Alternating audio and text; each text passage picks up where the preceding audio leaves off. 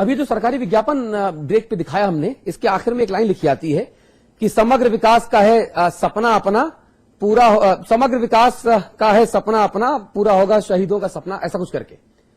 इस पूरे प्रोमो में, इस पूरे विज्ञापन में मुझे सिर्फ दो चीज नजर आई। अविकल थपलियाल साहब, आपकी विशेष नजर चाहूंगा। दो खास चीज, योजनाएं मंजूर, परियोजनाओं का शिलान्यास। फलानी योजनाएं मंजूर, ढिकानी का शिलान्यास। अरे योजनाएं मंजूर और फलाने का मंजूर और शिलान्यास से अगर विकास होता तो उत्तराखंड तो अभी तक रामराज्य बन चुका होता। इतनी जगह शिलान्यास के पत्थर लग गए, अलग अलग माननीय गणमान्य और आदरणीयों के नाम पर। अविकल जी, जब स्वामी जी यहां मुख्यमंत्री बने थे, उत्तराखंड के पहले मुख्यमंत्री, तो वो सरकार इसी बात पे चली गई कि उस सरकार में शिलान्यास ही होते रहे। मुख्यमंत्री से लेकर तमाम मंत्री और शिलान्यास और डांस करना। तो जनता ने जब देखा कि ये सब शिलान्यास मंत्री हो गए तो उस सरकार को रुखसत कर दिया। और अभी भी जितनी घोषणाएं हैं, करीब उसमें से 75% घोषणाएं अभी तक पूरी नहीं हुई हैं। जितने भी आप मुख्यमंत्री लगा लीजिए, ये आंकड़े बता रहे हैं। और यही स्थिति अभी गैरसैंण में भी हुई है, होने वाली है 14 तारीख को। वहां भी शिलान्यास का एक बड़ा पत्थर लगेगा, जिसमें पूरी बहस छिड़ गई है पूरे राज्य के अंदर। हाँ। कि गैरसैंण में हमारा एक विधान भवन बनेगा और सरकार वहां जाएगी। तो अतुल जी, मैं ये कहना चाह रहा हूं कि उस शिलान्यास पर भी हमारी सबकी नजरें हैं कि वो शिलान्यास ही रह जाएगा कि उससे एक कदम आगे बढ़ेगा। नहीं, और आपके नेतृत्व में तो हमने ये ऐलान भी कर दिया है ना कि हम गैरसैंण में अपना ब्यूरो ऑफिस खोलेंगे। वहां हमारे 2 रिपोर्टर था, वो हमारे 2 रिपोर्टर वहां तैनात होंगे और ये देखेंगे कि आखिरकार ये खेल क्या है, ये राजनीतिक लफाजी है या वाकई गैरसैंण के विकास का इरादा धरातल पर उतरने वाला है। गोविंद भाई, ये अपने आप में बहुत बड़ा सवाल है। आपने पत्थर लगा दिया, परियोजनाएं मंजूर कर दी, अरे भाई इससे विकास नहीं होता। ये कौन समझाएगा नेताओं को? मुझे लगता है बहुगुणा सरकार को इस बात के लिए तो साधुवाद जरूर दिया जाना चाहिए कि कम से कम उन्होंने अगर ये पत्थर भी लगाया तो कम से कम गैरसैंण में जाकर पत्थर लगाने की जहमत तो की। हवाई मार्ग से पहुंचे सारे लोग। इसके पहले उत्तराखंड के नाम पर रोटी खाने वाले जितने भी राजनेता थे, उन्होंने तो इस सवाल के लिए इतना कदम उठाने की भी कोशिश नहीं की। ठीक बात है। हालांकि मेरा ये मानना है कि उत्तराखंड राज्य को एक किसी बड़ी विधानसभा भवन की कोई जरूरत नहीं है। उत्तराखंड राज्य जिस तरह का गरीब राज्य है, जिस तरह की वहां की परिस्थिति है, किसी वहां के इंटर कॉलेज में हमारी विधानसभा का पहला सत्र हो सकता था। मुझे नहीं लगता कि उत्तराखंड के मुख्यमंत्री को बहुत अच्छी बात ब्लैक कैट कमांडोज की जरूरत है। मुझे नहीं लगता उत्तराखंड के मुख्यमंत्री के साथ 20 गाड़ियों का काफिला जाने की जरूरत है। एक जमाना था जब उत्तराखंड में और उत्तर प्रदेश में भी राज्य परिवहन विभाग की बसों में एक सीट आरक्षित होती थी, लिखा होता था माननीय सांसद ओब्लिक विधायकों के लिए। अभी भी लिखा है भैया, अभी भी लिखा है, लेकिन कुछ चलता नहीं। पार्षद भी नहीं चलता, पार्षद भी लाल बत्ती की गाड़ी में घूम रहा है। यही विकास उत्तराखंड में हुआ है। और जो मूल सवाल है मुझे लगता है कि जिन सवालों का समाधान उत्तराखंड राज्य बनने के लिए होना चाहिए था, उत्तराखंड राज्य बनने के बाद होना चाहिए था, उन सवालों की तरफ देखा ही नहीं गया। हाँ। जो अभी हमारे यहाँ पर माननीय अतिथिगण जिस तरह के विकास की बात कर रहे हैं, वो विकास वही विकास है जिसकी बात पूरे देश में की जाती है और जिसको ये माना जाता है कि फलानी योजना के तहत सड़कें बना दी। क्या जो सड़कें बनी हैं हिमालय को लेकर एक हाई लेवल कमेटी की रिकमेंडेशन है कि हिमालय में जो भी सड़कें बने उनमें अगर वो 10 मीटर की सड़क है तो 5 मीटर की सड़क पहाड़ काट के बने और 5 मीटर की सड़क पहाड़ को भर के बने। यानी कि जो मलवा मिट्टी है वो सड़क के नीचे बिल्कुल न जाए। आज आप पहाड़ में जिन सड़कों की बात अभी हमारे माननीय अतिथि ने की है, उन सड़कों में भी आप जाएं तो ऐसा लगता है पूरे पहाड़ को बिल्कुल छील दिया गया। जो पहाड़ आप सड़क अगर बना रहे हैं और पूरा पहाड़ बर्बाद कर दे रहे हैं, पूरा गांव बर्बाद कर दे रहे हैं, तो ऐसी संपर्क सड़क की क्या जरूरत है और ऐसी संपर्क सड़क से क्या फायदा होना है? सवाल वो है कि उत्तराखंड के जो मूलभूत सवाल है, जिस नजरिए से उत्तराखंड के सवालों के समाधान की कोशिश होनी थी, वो नजरिया ही कहीं नहीं दिखाई देता। उद्घाटन, शिलान्यास या फलाने इतने प्रतिशत की विकास दर है और इतना हमने पैसा दे दिया। आप उत्तराखंड की पर कैपिटा इनकम की बात कर रहे हैं। आप ये क्यों भूल रहे हैं कि जब उत्तराखंड बना था तब वहां के निवासियों पर कितना कर्ज था और आज वहां के निवासियों पर कितना कर्ज हो? ठीक बात है। ये सवालों का समाधान मुझे लगता है ज्यादा जरूरी है और उसी दिशा में अगर सोचा जाए तो हो सकता है कि कभी उत्तराखंड का सपना साकार हो। और जिस तरह से हिमाचल ने एक राज्य बनने के बाद, एक पहाड़ी राज्य बनने के बाद एक अलग तरह की सोच के साथ अपना विकास किया, ऐसा उत्तराखंड में भी संभव हो सकता है। संभावनाएं वहां असीम है। इसमें एक बात मुझे जो गोविंद पंत राजू ने जिस ओर इशारा किया, उसमें मैं एक बात जरूर कहूंगा। मैं ये रस्मी तौर पर जो टोकन पॉलिटिक्स होती है ना, इसके खिलाफ हूं। ये मेरा अपना मत है, मैं इसके हमेशा से खिलाफ रहा। भारतीय जनता पार्टी में जब कल्याण सिंह पहली बार सरकार बनाए उन्होंने, गोविंद पंत राजू को याद होगा, तो पूरा मंत्रिमंडल अयोध्या गया घंटा बजाने। तो मैंने वाजपेयी जी से व्यक्तिगत तौर पर इस पर कहा कि ये ठीक नहीं, सरकार की तरह काम करनी दिखनी चाहिए। घंटा बजाने का काम करने के लिए पंडित लोग हैं। एजाज रिजवी साहब भी गए थे घंटा बजाने। वैसे ही गैरसैंण में एक दिन में आपने दो काम किए। एक तो ये टोकन बात है, टोकन पॉलिटिक्स है, इसका कोई जमीन से लेना देना अभी तक नहीं मुझे दिख रहा। दूसरी मेरी आपत्ति, विधानसभा अध्यक्ष भी गए वहां। कैबिनेट की बैठक में विधानसभा अध्यक्ष का क्या काम भाई? वो कांग्रेस के कार्यकर्ता है क्या? पार्षद की टिकट लेंगे क्या? वो क्यों गए? ठीक भाई, विधानसभा अध्यक्ष किस हैसियत से वहां गए? तीसरा प्रश्न, करोड़ 2 करोड़ 4 करोड़ रुपया फूंक दिया।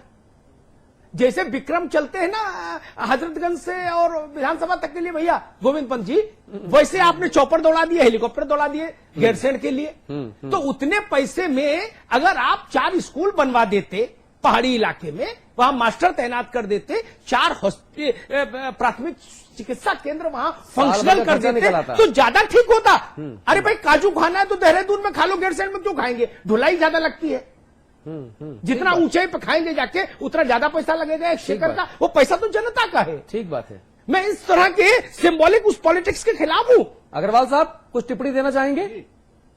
हाँ, निश्चित रूप से मैं समझता हूं मात्र निराशा की बातें करना भी उचित नहीं है। अच्छा, ये सच है कि आज भी राज्य के सामने वो चुनौतियां हैं कि जिसमें अभी हम डॉक्टर को ऊपर ना चढ़ा पाए हो, उद्योगों को ऊपर ना चढ़ा पाए हो, शिक्षकों को ऊपर ना चढ़ा पाए हो। परंतु ये कह देना कि कुछ नहीं हुआ, मैं समझता हूं ये बेईमानी है। इसमें ईमानदारी कहीं नजर नहीं आती। बहुत कुछ किया जाना अभी बाकी है। अच्छा, और उसके लिए मैं समझता हूं हम सबको प्रयास करने की आवश्यकता है। और जो शिकायतें आपसे लोगों ने करी हैं, दर्शकों ने जो जागरूकता दिखाई है, निश्चित रूप से ये जागरूकता जो है ये दबाव बनाने के काम आएगी और अंतिम पायदान तक खड़े हुए व्यक्ति तक विकास की किरण पहुंचे। मैं समझता हूं आप भी ये चाहते हैं, हम भी ये चाहते हैं। और इसको अरे सिर्फ चाहने से अगर कुछ होता तो मैं तो चाहता कि हमारा भारतवर्ष सोने की चिड़िया बन जाए। मैं तो चाहता कि यहां पर राम राज्य आ जाए। हालांकि भले ही राम के नाम पर राम जेठमलानी और तमाम तरह के जहर उगल रहे हैं, मैं तो ये चाहता हूं। और जो रामराज मेरी चाहत में इस देश में आए, वहां पे सीता मैया का अपमान ना हो, ताकि कोई राम जेठमलानी इस तरह की बात ना कहे। लेकिन दिक्कत इस बात की है ना कि हम और आप केवल चाहते हैं, बहुगुणा जी, हम और आप केवल चाहते हैं। उत्तराखंड में बच्चा पैदा होता है, डे 1 से उसके ऊपर 25,000 रुपए का कर्ज लग जाता है। डे 1 से उस बेचारे नवजात दुधमुहे बच्चे का कसूर क्या? ये कोई नेता बताए भला मुझे, बहुगुणा जी।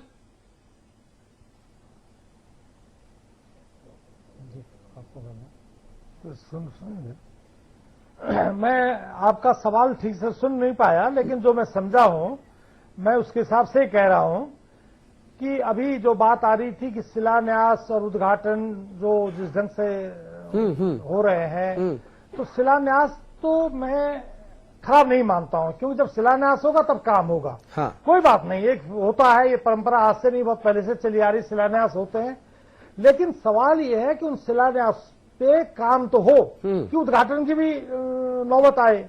अगर काम ही शुरू नहीं होगा, आपने खाली जैसे यहां लखनऊ में भी कई बार, यहां पुरानी मुख्यमंत्री थी, वो पूरे अपने आवास पे 1000-2000 शिलापट पूरा उनका एक साथ शिलान्यास कर देती थी। उसके बाद वो जिलों में जाकर के लग जाते थे। काम उन पे शुरू हुआ नहीं हुआ कोई नहीं जानता था। हाँ। तो अगर ऐसे शिलान्यास होते हैं तो इनका कोई मतलब नहीं है। मेरे ख्याल में मुझे ये लगता है कि अगर ये शिलान्यास पे काम हुआ होता अब तक, तो शायद जनता को इतनी शिकायतें न होती कि हमारे यहाँ कोई विकास नहीं हुआ। ठीक बात है। जो लोग अभी आपने जो भी टेलीफोन से बात की है, हर आदमी का एक ही सवाल है कि हम तक विकास की किरण नहीं पहुंची। उसका सबसे बड़ा कारण यह है कि वो अगर उन शिलान्यास पे काम हो गया होता, हाँ।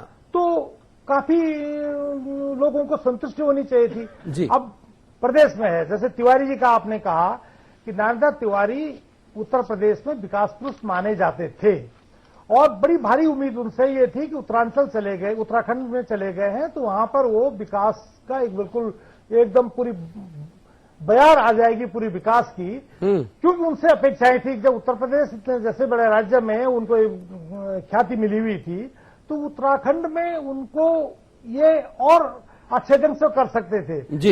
लेकिन उन्होंने कोशिश की, मुझे जो जानकारी है उसके हिसाब से उन्होंने कई कारखाने वैसे लाए, कई कारखाने पाइपलाइन में भी थे। हाँ। लेकिन पूरा काम नहीं हो पाया। अब हाँ। क्यों नहीं काम हो पाया? हाँ। क्या समस्याएं थी? हाँ। क्या अंदरूनी टांग खिंचाई थी? हाँ। जहां तक बीजेपी की बात है तो बीजेपी तो स्थायित्व भी नहीं दे पाई। पहली चीज तो जब स्थायी सरकार देना हो तो उनके तो कई मुख्यमंत्री बदलते रहे, ये आए वो गए, दूसरे आए तीसरे गए, तो इस ढंग से म्यूजिकल चेयर खेल रहे थे, म्यूजिकल चेयर। तो आप विकास आपने किया क्या? हाँ, विकास के लिए जो वक्त था वो अपने राजनीति में आपका पूरा घूम गया जी। तो बहुगुणा जी, बहुगुणा जी आप बहुत संक्षेप में अगर अपनी बात खत्म करें, मेरे पास कम से कम 4 कॉलर हैं जो मेरा वेट कर रहे हैं।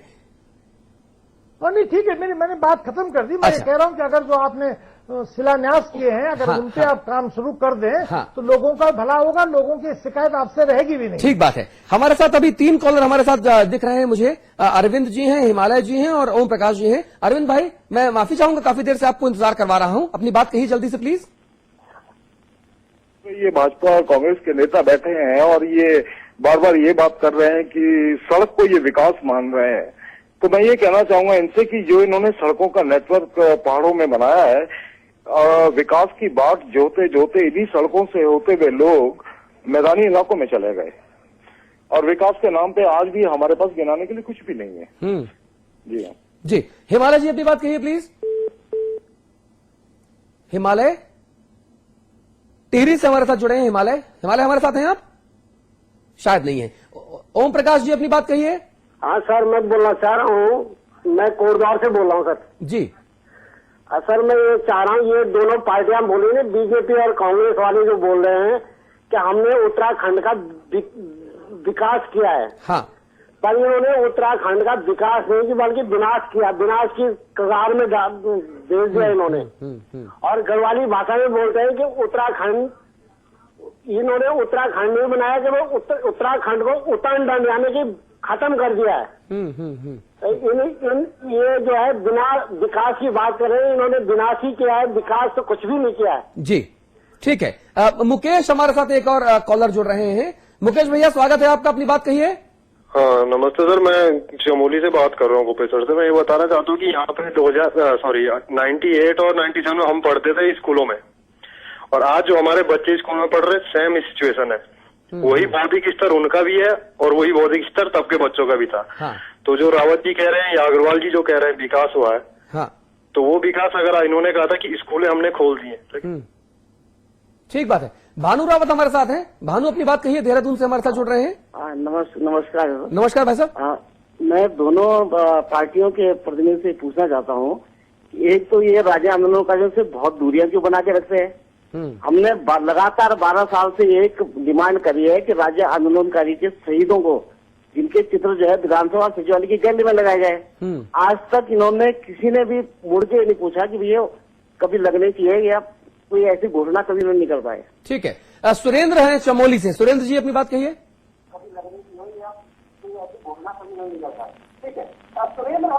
आप टीवी सुन रहे हैं, मैं माफी चाहता हूं आपको, मैं आपसे बात नहीं कर पाऊंगा। तमाम मैं अपने प्रबुद्ध दर्शकों से गुजारिश करूंगा कि जो हमसे बात करना चाहते हैं वो टेलीविजन की आवाज अपने अपनों के लिए छोड़ दें और आप मुझसे फोन पे बात करें, वरना आपकी आवाज गूंजेगी, इको करेगी और हमारा आप अच्छे से बात नहीं कर पाएंगे। एक और दर्शक दिनेश हमारे साथ देहरादून से हैं। दिनेश जी, अपनी बात कहिए जल्दी से। दिनेश हमारे साथ फोन पे नहीं है। मैं एक चीज यहां पर जरूर कहना चाहूंगा कि जो दर्शकों की राय है वो उनकी व्यक्तिगत राय है और दर्शकों की राय से समाचार प्लस की संपादकीय टीम का सहमत या असहमत होना ये आवश्यक कतई नहीं है। रावत जी, इतने सारे फोन कॉल्स के बाद बहुत सारे विचार मन में उमड़ घुमड़ कर रहे होंगे आपके, बहुत कुछ ऐसा होगा जो आप कहना चाह रहे होंगे, सो प्लीज गो अहेड, बारी आपकी है। हेलो जी रावत जी, कुछ अगर आप कहना चाहें जो।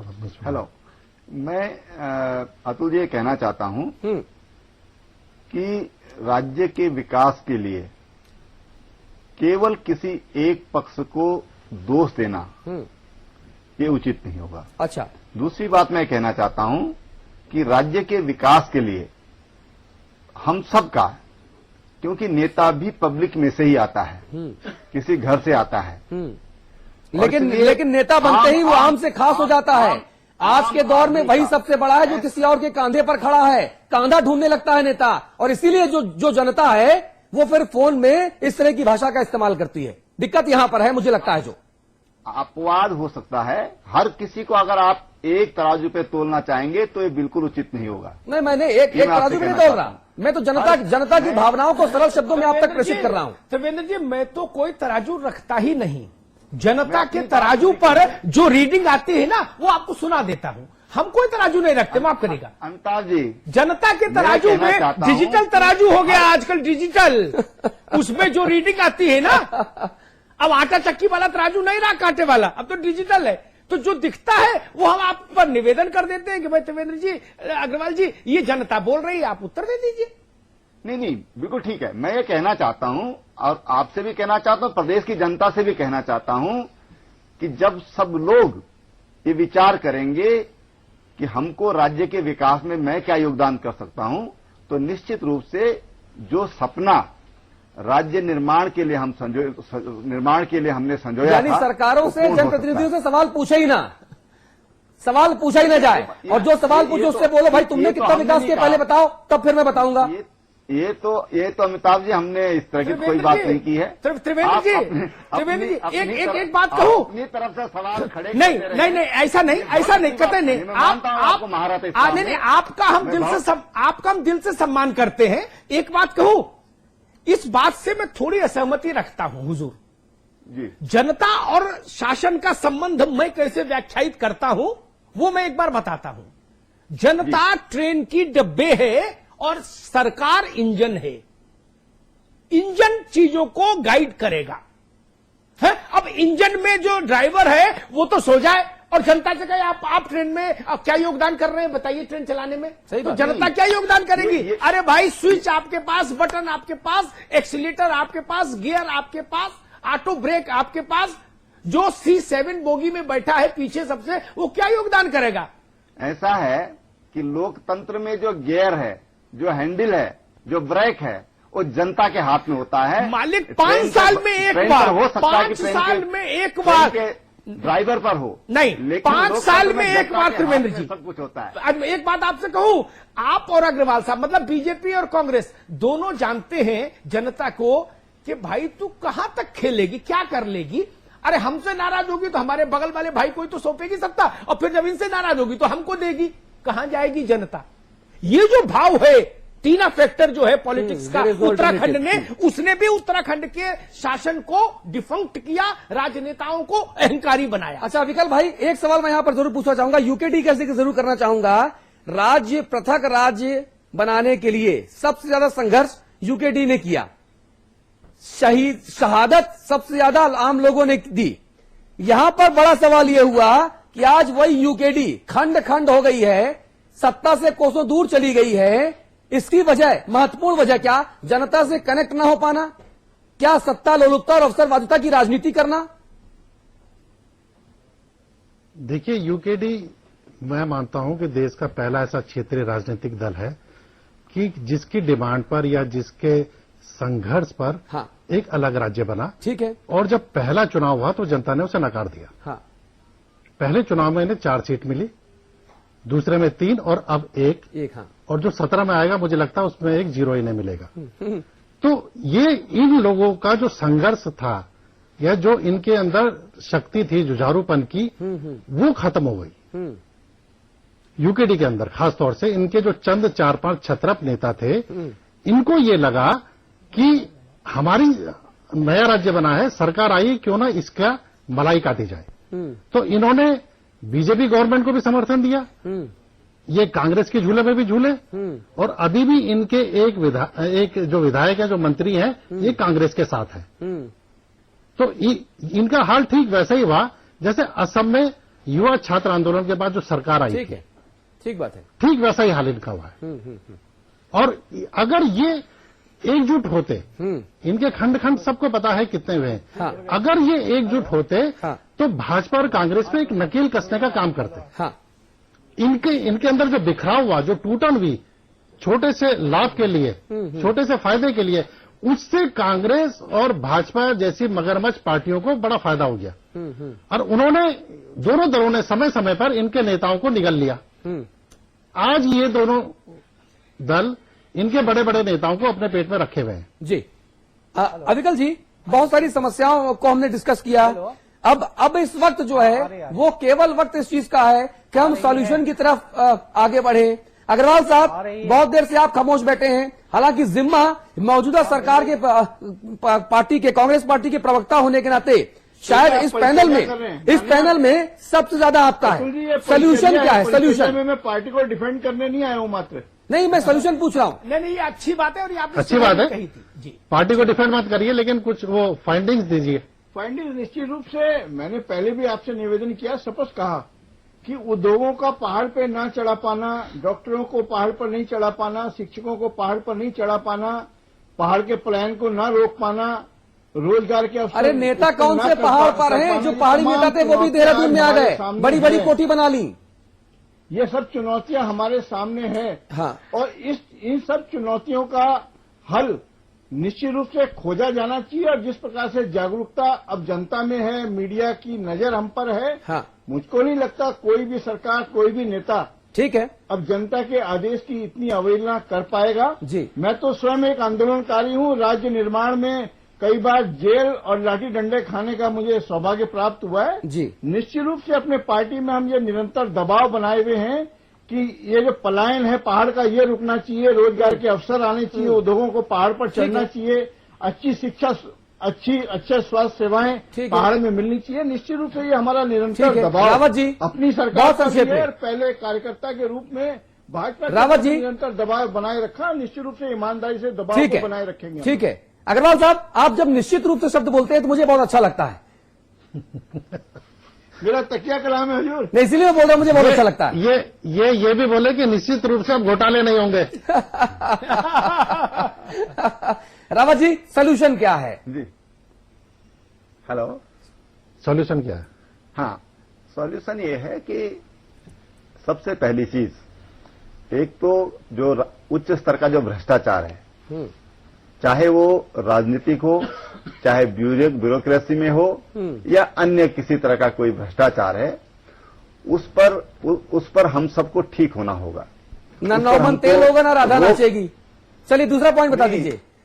ये तो ऐसी अंतहीन बहस छेड़ दी आपने। भी होगा, आशाओं पर दुनिया चलती है। हाँ।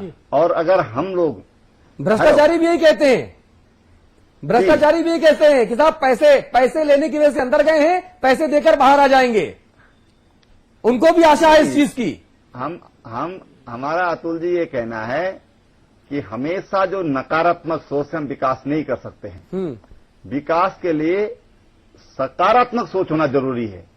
अगर हम केवल गंदगी देखते रहेंगे रावत जी, तो फिर हमको गंदगी बहुत है दुनिया में। रावत जी, भूत के पांव पालने में दिखाई देते हैं। नहीं, ये कहावत तो हम बहुत अच्छी तरह जानते हैं अतुल जी, अमिताभ जी। ये कहावतें हम देश का आम बच्चा जानता है। लेकिन मर्म समझिए, कहावत तो बहुत सारी जानते हैं राजनेता, लेकिन मर्म नहीं समझते। अमिताभ जी, हमने कहा ना कि आपके जो तर्क हैं, आपके जो स्वयं के प्रश्न खड़ा करने का जो आप में जो जज्बा है, उसको हम स्वीकार करते हैं। आप में बहुत दमखम है, लेकिन विकास काश हम आपके बारे में भी ऐसा कह पाते। काश हम राजनेताओं के बारे में भी उत्तराखंड के लोगों की नजर से ऐसा कह पाते कि आप में बहुत दमखम है और उत्तराखंड में बहुत विकास कराया आपने। काश हम ऐसा कह पाते। हम कहना चाहते हैं, हम दिल से शुभकामनाएं देते हैं आपको कि एक दिन ऐसा आए कि हम ऐसा कहें। ये कहना चाहता हूं कि राज्य निर्माण का फायदा राज्य को निश्चित रूप से हुआ है, उत्तराखंड को। मुझे तो राजनेताओं को होता दिख रहा हुआ है, चाहे मुझे तो राजनेताओं को होता हुआ दिख रहा है, माफ कीजिएगा। होगा, चाहे उद्योग का क्षेत्र होगा, सरकारी नौकरियों में प्रमोशन का होगा, नौकरियां मिलने का होगा, हर जगह फायदा पहुंचा है। ठीक बात है। लेकिन अभी भी बीजेपी अभी भी फील गुड में है। अभी भी बहुत बड़ी जरूरत है अटल जी वाले फील गुड में आवश्यकता है राज्य को। और अधिक विकास की आवश्यकता है। गोविंद पंत राजू जी, विकास सॉल्यूशन क्या है? मैं चाहता हूं कि नेताओं की नजर से मुझे सॉल्यूशन नहीं मिला। मैं चाहता हूं कि जो विचारक हैं, चिंतक हैं, जो एक्टिविस्ट हैं, जर्नलिस्ट हैं, उनकी नजर से अगर मैं सॉल्यूशन देख पाऊं तो मुझे लगता है समाधान सिर्फ एक है, और वो ये है कि उत्तराखंड की जनता के जो मूलभूत सवाल हैं, पर्वतीय राज्य के जो मूलभूत सवाल हैं, वहां की जो भौगोलिक परिस्थितियां हैं, वहां की जिस तरह की सामाजिक आर्थिक परिस्थितियां हैं, वहां की जिस तरह की जो पारिस्थितिक परिस्थितियां हैं, उन सब को और पर्यावरण को, उन सब को एक साथ ध्यान में रखकर जब तक एक केंद्रीय नीति नहीं बनेगी उत्तराखंड के विकास की, जिसमें उत्तराखंड के एक एक सवाल को पर्वतीय राज्य की विशेष स्थितियों को ध्यान में रखते हुए समाधान देने की कोशिश नहीं की जाएगी, तब तक इस तरह की बहस और इस तरह के विकास के आंकड़ों से उत्तराखंड का कोई हित नहीं होने वाला। और इतना मैं जरूर जोड़ना चाहता हूं कि जिस तरह से अभी यहां पर ये बात स्वीकार भी की गई कि भ्रष्टाचार खत्म होना चाहिए, मुझे लगता है उत्तराखंड की एक बहुत बड़ी जो राज्य बनने के बाद नई समस्या पैदा हुई है, वो भ्रष्टाचार की विकास जो दर है वो सबसे तेज होना सबसे बड़ी समस्या है, तो उसका भी खात्मा होना चाहिए। और उत्तराखंड की जनता में इतना दम है, मुझे लगता है कि वो इसका खात्मा कर सकती है जी। असल बात यह है कि जब तक एक ठोस सोच के साथ उत्तराखंड के विकास की नीति नहीं बनेगी, तब तक कुछ नहीं हो सकता। साल दर साल इसी तरह से रस्म अदायगी होंगी और नेता आंकड़े देते जाएंगे कि विकास हुआ है, और जनता लगातार निराश होती जी। और हम इस तरह से बहस का आयोजन करेंगे और सरकारी विज्ञापन भी चलाएंगे। सरकारी विज्ञापनों में बड़ी बड़ी बातें कही जाएंगी, लेकिन जनता वही पूछेगी कि भैया जो सब कुछ आप सरकारी विज्ञापनों में दिखा रहे हो, सरकार दिखा रही है, वो हमको दिखाई क्यों नहीं पड़ता? तो अमिताभ जी सवाल पूछेंगे, अलग अलग दलों के जो नेता हैं वो ऐसी सवालों से कन्नी काटते निकल जाएंगे और हमारा शो खत्म हो जाएगा। बाबूला जी, सोल्यूशन क्या है? देखिए, मेरी ओपिनियन में देखिए, किसी भी राज्य का विकास जो है उसके औद्योगिकीकरण जो है उस पर निर्भर करता है कि औद्योगिक विकास आपका कितना है। तो पहाड़ में जो उद्योग लग सकते हो, जैसे वहां के प्राकृतिक संसाधनों का जिस ढंग से उपयोग करते हुए उद्योग छोटे या बड़े जहां भी जो आवश्यक हो ऐसे उद्योग लगे, तो इससे एक बड़ी भारी मदद मिलेगी। या जैसे बिजली घर है, जरूरी नहीं है कि आप बड़ी बड़ी बिजली परियोजनाएं लगाइए, आप छोटी छोटी बिजली परियोजनाएं लगा के वहां पे इतना विद्युत उत्पादन कर सकते हैं कि हम बाहर भी तमाम निर्यात कर सकते हैं। ठीक है। तो मेरी ओपिनियन में यह है कि आप वहां के औद्योगिक विकास पे ज्यादा ध्यान दें। ठीक है। तब ये सही है, सड़क बनेगी, सब बनेगा, सड़क बनेगी कि औद्योगिक विकास के लिए वो भी जरूरी है, लेकिन औद्योगिक विकास किसी भी राज्य के लिए जरूरी है। ठीक है।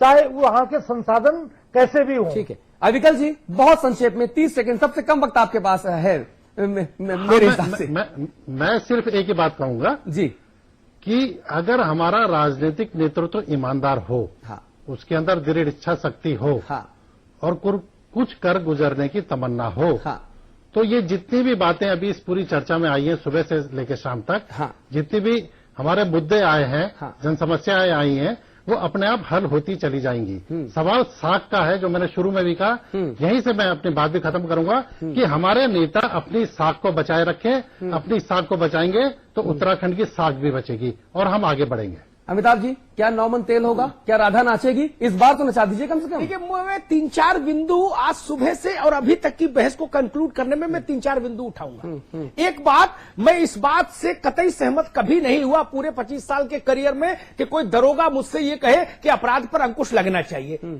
आप विवेकानंद हैं? आसाराम बापू है? आपको किस लिए तैनात किया कि अपराध रोकिए? आप किसको बोल रहे हैं अपराध पर अंकुश लगाइए? भाई, आपको दरोगा डंडा झंडा इसीलिए दिया ना, बंदूक, अपराध पर अंकुश लगे। एक ये सरकारों को ध्यान रखना चाहिए, एक विषय।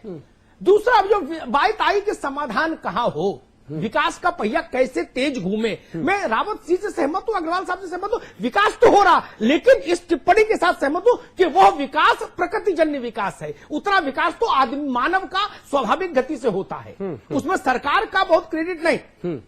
अगर तेज गति से विकास हो तो मैं अपनी बात को, जो मैंने शुरू सुबह कहा था, अविकल मेरे साथ थे, मैं उसी बात को कहूंगा।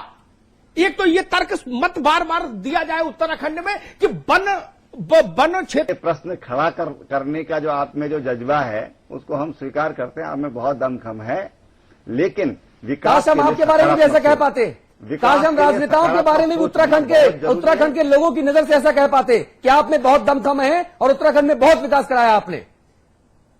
काश हम ऐसा कह पाते। हम कहना चाहते हैं, हम दिल से शुभकामनाएं देते हैं आपको कि एक दिन ऐसा आए कि हम ऐसा कहें। ये कहना चाहता हूं कि राज्य निर्माण का फायदा राज्य को निश्चित रूप से हुआ है, उत्तराखंड को। मुझे तो राजनेताओं को होता दिख रहा हुआ है, चाहे मुझे तो राजनेताओं को होता हुआ दिख रहा है, माफ कीजिएगा। होगा, चाहे उद्योग का क्षेत्र होगा, सरकारी नौकरियों में प्रमोशन का होगा, नौकरियां मिलने का होगा, हर जगह फायदा पहुंचा है। ठीक बात है। लेकिन अभी भी बीजेपी अभी भी फील गुड में है। अभी भी बहुत बड़ी जरूरत है, अटल जी वाले फील गुड में आवश्यकता है राज्य को और अधिक विकास की आवश्यकता है। गोविंद पंत राजू जी, विकास सॉल्यूशन क्या है? मैं चाहता हूं कि नेताओं की नजर से मुझे सॉल्यूशन नहीं मिला। मैं चाहता हूं कि जो विचारक हैं, चिंतक हैं, जो एक्टिविस्ट हैं, जर्नलिस्ट हैं, उनकी नजर से अगर मैं सॉल्यूशन देख पाऊं तो मुझे लगता है समाधान सिर्फ एक है, और वो ये है कि उत्तराखंड की जनता के जो मूलभूत सवाल हैं, पर्वतीय राज्य के जो मूलभूत सवाल हैं,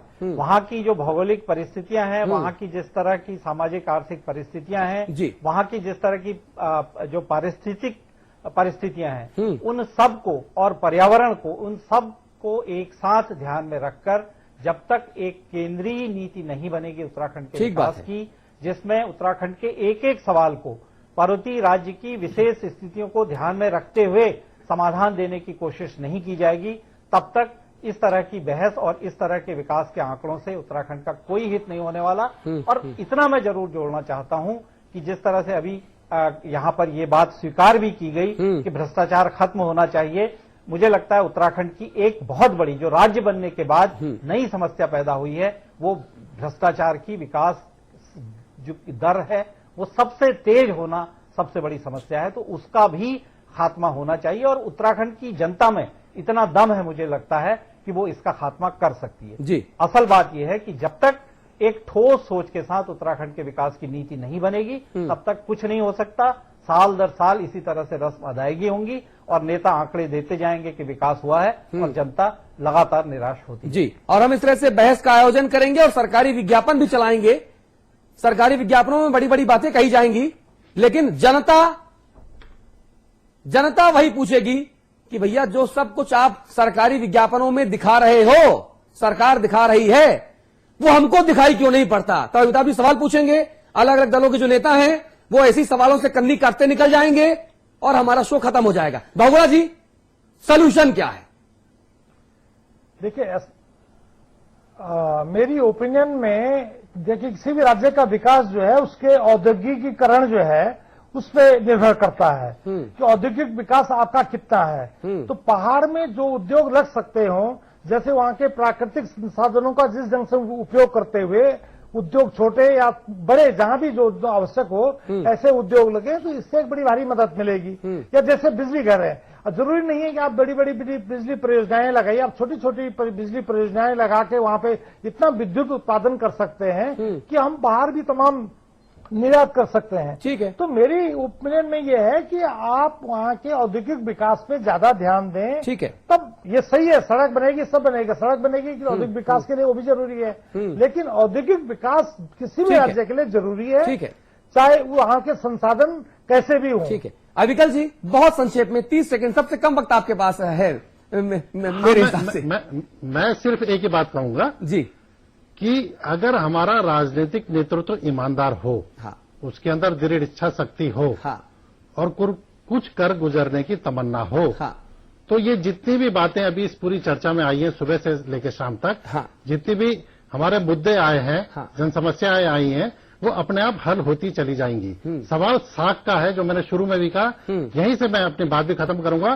कि हमारे नेता अपनी साख को बचाए रखें। अपनी साख को बचाएंगे तो उत्तराखंड की साख भी बचेगी और हम आगे बढ़ेंगे। अमिताभ जी, क्या नौमन तेल होगा? क्या राधा नाचेगी? इस बार तो नचा दीजिए कम से कम। देखिए, मैं 3-4 बिंदु आज सुबह से और अभी तक की बहस को कंक्लूड करने में मैं 3-4 बिंदु उठाऊंगा। एक बात, मैं इस बात से कतई सहमत कभी नहीं हुआ पूरे 25 साल के करियर में कि कोई दरोगा मुझसे ये कहे कि अपराध पर अंकुश लगना चाहिए। आप विवेकानंद हैं, आसाराम बापू हैं, आपको किस लिए तैनात किया कि अपराध रोकिए? आप किसको बोल रहे हैं अपराध पर अंकुश लगाइए? भाई, आपको दरोगा डंडा झंडा इसीलिए दिया ना, बंदूक। अपराध पर अंकुश लगे। एक ये सरकारों को ध्यान रखना चाहिए, एक विषय। दूसरा, अब जो बात आई कि समाधान कहां हो, विकास का पहिया कैसे तेज घूमे। मैं रावत जी से सहमत हूं, अग्रवाल साहब से सहमत हूं, विकास तो हो रहा, लेकिन इस टिप्पणी के साथ सहमत हूं कि वह विकास प्रकृतिजन्य विकास है। उतना विकास तो आदमी मानव का स्वाभाविक गति से होता है, उसमें सरकार का बहुत क्रेडिट नहीं।